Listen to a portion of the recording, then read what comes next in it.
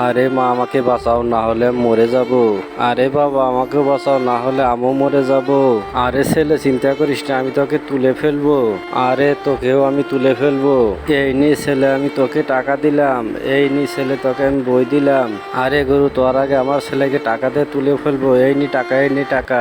এই যে টাকা দিয়ে তুলে ফেলেছি, চলো আমরা চলে যাই। আরে মা, ওরা তো চলে গেল, তাড়াতাড়ি আমাকে তোলো। এই তো তোকে বই দিলাম, এই নি বই, এই নি বই। তাড়াতাড়ি আমার সাথে চলে আ। এই খালটি পার হবো কিভাবে? আরে বাবা, আমরা ডায়মন্ডে পার হবো।